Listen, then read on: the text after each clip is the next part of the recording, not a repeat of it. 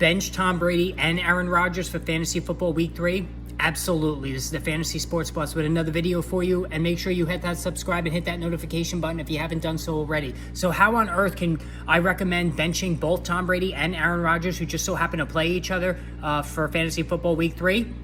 Even though these are two of the greatest quarterbacks of all time, stud QB1s in fantasy football on a yearly basis, numbers flowing all over the place.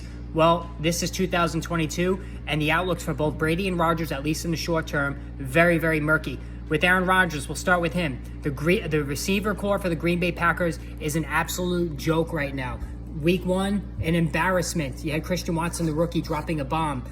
Nobody else failing to do much of anything. Allen Lazard sat out with injury. Last week, while they did come back and post a nice win over the Chicago Bears, which is really not saying much, the receiver core for the Packers, other than an Allen Lazard touchdown, who making his return, really didn't do much of anything. And now this week, Christian Watson did not practice today due to injury. Allen Lazard did not practice again today due to injury. He's battling the ankle that was originally hurt prior to week 1. Randall Cobb, illness, did not practice today. Sammy Watkins, hamstring, did not practice today. Now, it is possible some of these are maintenance issues, that they're going to be back in practice tomorrow, and Friday is the big one of the week.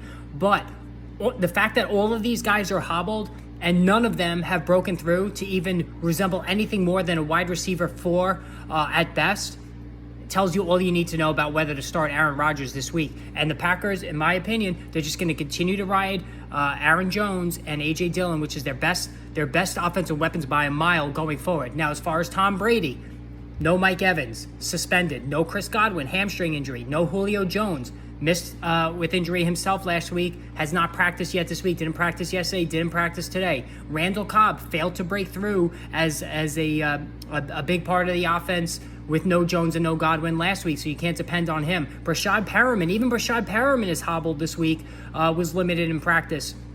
Cole Beasley just signed off the street, shows you how desperate they are. Won't be ready likely to play this week, and even if he did, no interest in using him, and it's not really going to help Brady much at all. So, and on top of that, you have offensive line problems, big offensive line problems for the Tampa Bay Buccaneers. The interior line, starting with Ryan Jensen, the center, being lost for the season in the preseason. They lost one of their guards in the preseason.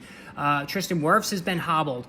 And the best way to disrupt Tom Brady is to bring pressure from the middle, and that's what he's been seeing. Look at last week in New Orleans, very frustrated, helped lead to the tensions that boiled over with Sean Lattimore and Mike Evans, which led to the fight that led to the suspension. So yes, you're going to bench Tom Brady. You're going to bench Aaron Rodgers this week. The over-under, I believe, was 41.5, which is a very low total. Las Vegas knows what's going to happen here. There's not going to be a lot of points. You can't play either guy. They are major sit options for me this week. Again, hit that subscribe, hit that notification button. More start-sit videos on the way soon, along with all the other injury and videos and features of that like as well. So make sure you hit that subscribe button.